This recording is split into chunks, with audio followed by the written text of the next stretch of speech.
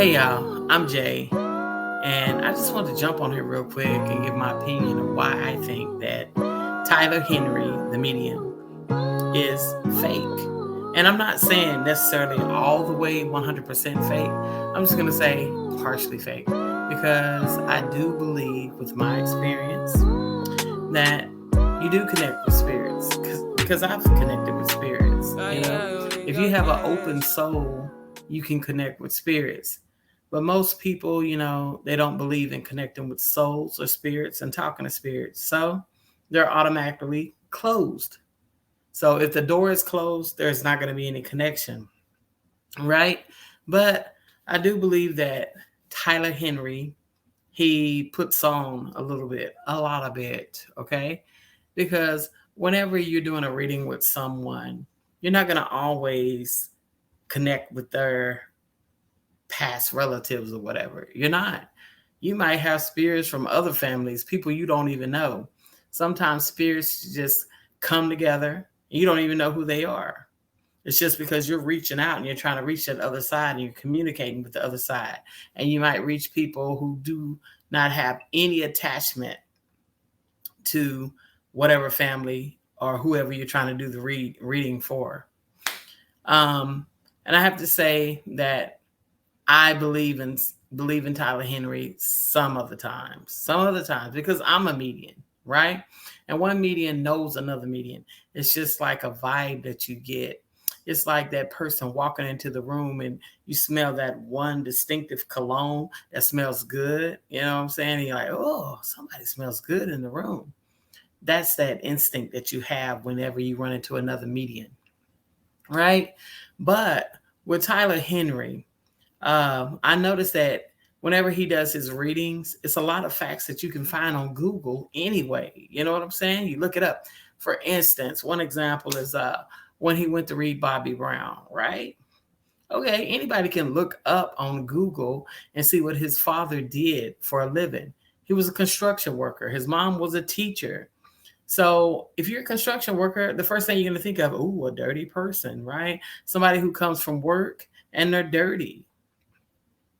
I mean, it's like you can always tell when a person is reaching for something or reaching for some information or not quite real. And the reason being is because they always stick to general information, general problems that everybody has, right? You know, I'm just saying it's like keeping a general conversation with the person that's in front of you and pretty much letting that other person fill in the blanks, giving you the information. But I mean, every man, like Bobby Brown's dad, for instance, his dad, most men are dominant characters anyway. They have a dominant personality. So that's not hard to just go into the, read to Bobby Brown and say, yeah, you know what? Your dad, he was like dominant, a real tough figure. Of course, most men are, especially old school men. So that's not a surprise. I was like waiting for him to give me something really specific, something more, but he didn't. Everything, like I said, was general. Well, most of these readings that are given by Tyler Henry, right? It's like when he reads these people, if you do the research, you can see whether or not their parents are still alive. And where I'm going with that is this: most of the time, young people never die before old people. So that gives you a small ballpark to play with. So the person who passed, most likely it has to be a mom or a dad, you know? So when he does these readings, he's like, oh yeah, this bell belongs to your mom. Well, of course it does, because usually parents die before the younger generation, so we want to hear from our people who've passed over or whatever. So that's pretty much it easy way to eliminate any younger folks passing or whatever. Just pull up Google, look it up, who's died in the family. And plus, how about death records are public and they're free? So, I mean, you can go on one of the wherever that person was born at, go to the court website, the death certificates and marriage certificates website, look it up and find out who died in their family. Then look up their name and get more information and find out more and just have a whole damn field day with the information that you gather. So I wasn't impressed, when he told Bobby that, oh yeah, Whitney, she's speaking right now and she's saying that most people think that I died from drugs, but I died from a heart attack. Well, guess what? Drugs cause a heart attack. So what? And then we move on to Michael Jackson, right? And then he's saying that Michael, in his last moments, was like, oh, I wish somebody was here to help me. I wish I had somebody to reach out to. Well, the drug propofol, it knocks you out just like this. So to be honest with you, I feel like Michael didn't feel anything. I'm a respiratory therapist and I know I give the drug and you don't have any thoughts. I'm just saying it knocks you out so fast. As soon as you start that drip, instant as that one drip touches your bloodstream, you're out. You're gone. You're relaxed. So Michael didn't feel anything. And I feel like Tyler Henry, he's wrong for making all this money off of somebody else's grief, making him relive the pain, relive the grief. When somebody's so desperate to hear from somebody from the other side, they'll accept anything and they'll listen to anything and they'll be gullible. And I also listened to the interview on Larry King with Tyler Henry, where Larry King asked Tyler, where do spirits go when they die? Well, if you're a real man, you would know. I know that spirits, they hang around on earth for a few days before they transition to wherever they go. Now, I can honestly say, once they're dead, and they hang around on earth for 3 to 4 days, I don't know where they go after that. Usually I lose my contact with spirits after 4 or 5 days. And I don't know where they go. But I can say this. I do have an aunt who passed. And when she passed, they resuscitated her and brought her back. And when they brought her back, she told me that when she was gone away, now I didn't tell you guys this, she suffers from mental illness. So she has no reason to lie or doesn't even know how to lie. So when she came back, she said that I saw all these people, and she started naming off all our family members that she saw. They came and grabbed her hand and walked her through this big aisle of flowers. It was like a aisle between these bushels of roses on each side, flowers, beautiful flowers. And she said she just walked through the flowers. It was beautiful. It was nice. It was peaceful, what she said. And I saw Uncle this and Daddy this. And, she was just naming different people. So I knew it was real. So I do believe that there is something to the other side. What? I don't know. But I do know that my aunt, she suffers from mental illness and she doesn't know how to lie. So if she says that she saw that, then she saw it. Okay. And then moving on to, what was another question? He says that the spirits, they send you symbols or pictures or whatever, right? Well, I'm going to tell you, spirits, whenever they talk to you, it's not that you're going to hear a voice. Most people, they think that, oh, I'm going to hear a voice and I'm going to hear it. I'm going to know what that voice sounds like. No. Whenever you talk to a spirit, that spirit just takes over you fully. Your thoughts, what you want to say out of your mouth, it takes over. And you just keep hearing it over and over in your head. And so whenever you speak, you're speaking what that spirit is saying. It's somewhat similar to speaking in tongues. How people go to church and you hear them speaking in tongues. That. Okay, so that's somewhat what it is that the spirit is taking over you.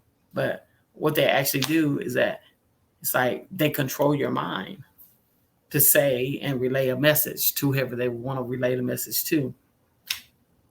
Now, I remember a time when my mom was getting ready to pass, and I had took my dad out of town to go see my brother.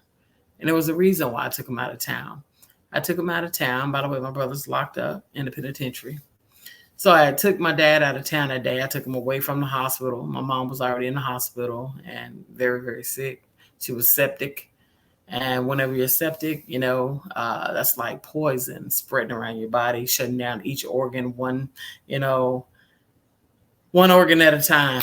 Anyway, so I took my dad out of the hospital because for some particular reason, I felt like my mom would pass this particular day.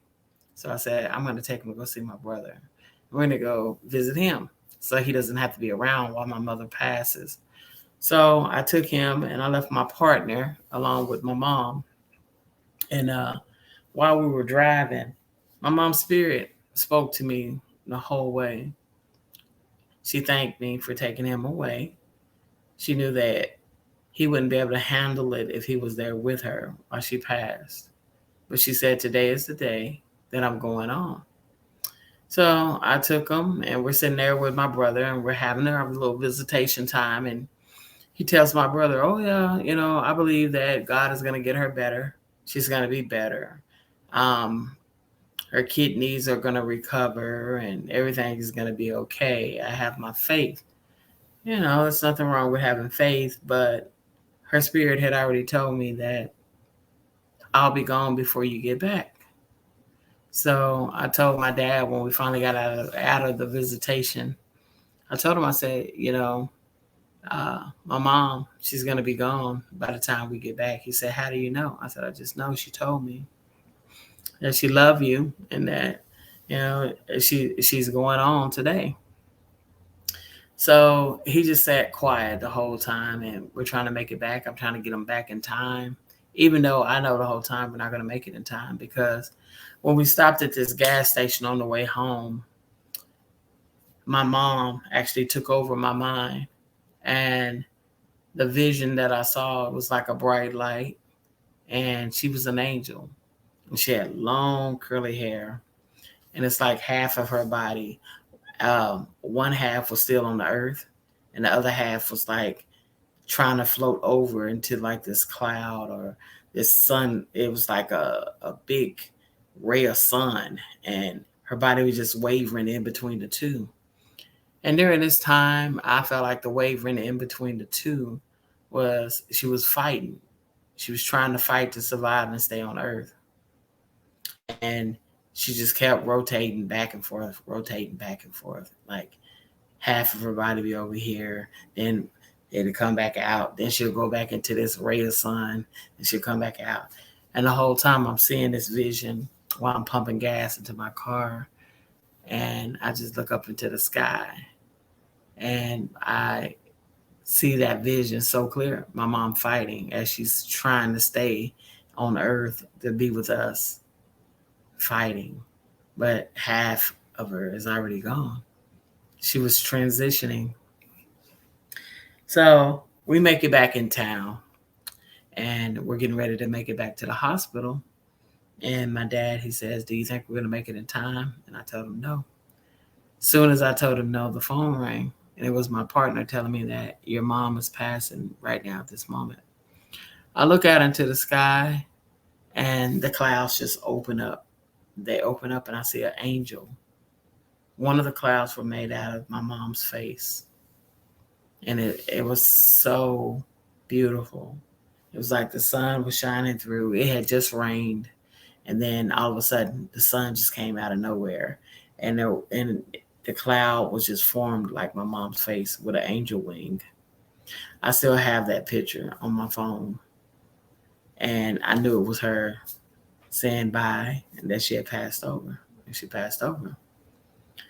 But anyway, after that, a few days later, she came to me.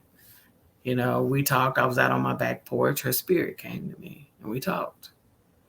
And she warned me. She told me that I want you to stop smoking cigarettes. Funny story. I'm not going to lie. I told her I can't stop smoking cigarettes right now. I can't. I'm addicted. She's like, if you don't stop, you're going to die from emphysema. And I remember telling her, I can't do it right now, Mom. Just give me a month. And she told me, you can do anything with God. You can do anything. And I told her, I said, I promise after a month, I'll quit. When that month came, I quit. And I've been cigarette free, but I do vape. But it's less than those 300 chemicals that you usually get from the cigarettes. But anyway, I'm just saying that, that's part of the reason why I do believe that he is partially true.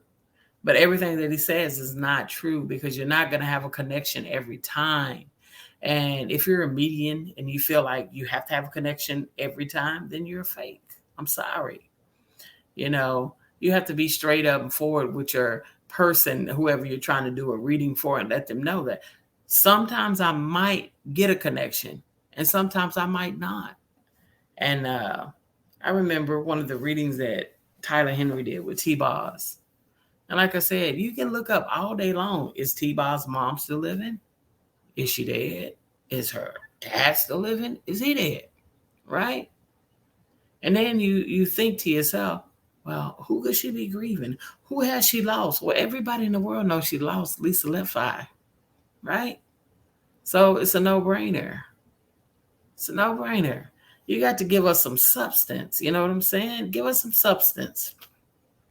Don't give us something that we can go and get on Google and just look up and say, oh, okay, that's where he got that. No.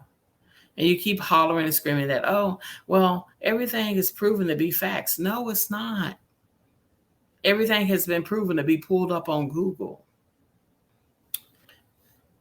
And then another thing that I have to say is that behind your smiles, that crazy looking grin that you have, I can read it. You're afraid that everybody's going to find you out. Instead of everybody finding you out, why don't you be just real with your people that you're reading? You know what I'm saying? Be real with them. Keep it real at 100 and let them know that sometimes we might have a connection, sometimes we might not. They'll respect you more.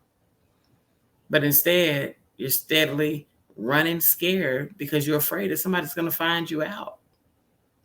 That's the reason why you can't do a reading for someone dead on the spot. You just can't, because you have to have time to look them up and find out information. When you're real, you take the goods and the bads. And I said the goods with an S and the bads, because you're going to have good times. You're going to have bad times sometimes when you're reading. It's not going to always come through, like I said, for 1,000,000 times. But it's okay.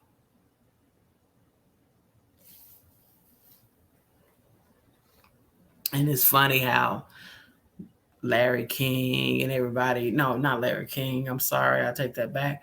Dr. Phil, when he wanted to look at your brain to see if there's anything out of the ordinary. Let me tell you, the connection does not come from any power or any something unnatural that you have. No, it comes from having faith. It comes from just having an open spirit. Many people can talk to spirits. You just got to be open. You just got to open yourself. That's it. Open yourself and accept it. Once you open yourself and accept it, then you'll know. And another thing, Mr. Tyler Henry, if you're real, come give me a reading, okay? Because once I connect eyes with you, I'll be able to see into your soul. And if you can't keep a connection with me, looking in my eyes, looking into the window of my soul, then I know that you're a fraud. I would love to have a reading from you, because I guarantee I can read you. All right, y'all. This has been Jay. I'll see y'all later.